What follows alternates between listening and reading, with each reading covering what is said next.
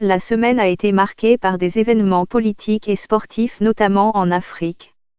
En République démocratique du Congo, les résultats provisoires de la présidentielle ont été publiés par la Commission électorale nationale indépendante, CENI.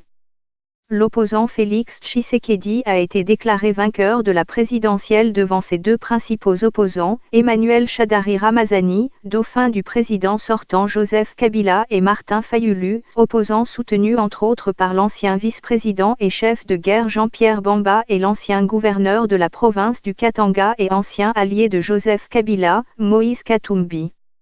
Félix Tshisekedi de la coalition d'opposition CACH est le fils de l'opposant historique Étienne Tshisekedi, décédé il y a un an à Bruxelles.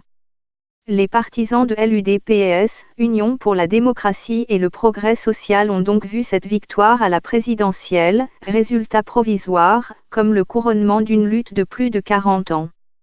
Mais, Martin Fayulu, l'un des principaux challengers de Félix Tshisekedi, conteste les résultats de la CENI. Il accuse la commission électorale de les avoir manipulés en complicité avec le camp de la majorité présidentielle.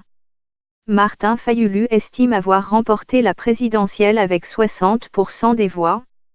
La République démocratique du Congo est sur le point de vivre sa première alternance politique pacifique depuis la fin de la colonisation en 1960.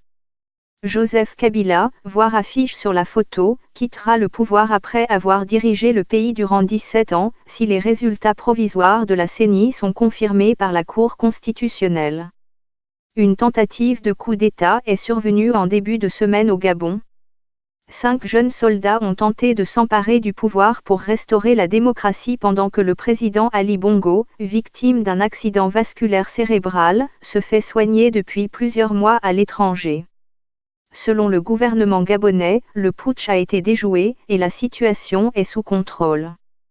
Il s'agissait d'une première dans ce pays, depuis l'indépendance en 1960. En sport, Mohamed Salah a le vent en poupe.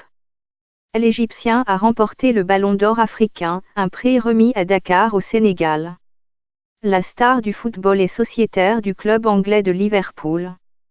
Le footballeur égyptien a aussi reçu le prix Puska de la Fédération internationale du football, association du plus beau but de l'année, et a fait partie en 2017 de l'équipe type de la Coupe d'Afrique des Nations. Il vient aussi de recevoir le prix BBC African Footballer of the Year, AFOTY. L'Égypte a eu une autre raison de jubiler. Le pays s'est vu attribuer l'organisation de la Coupe d'Afrique des Nations 2018 face à l'Afrique du Sud. La compétition devrait être organisée au Cameroun, mais la CAF a dû changer d'avis face au retard dans la préparation des infrastructures.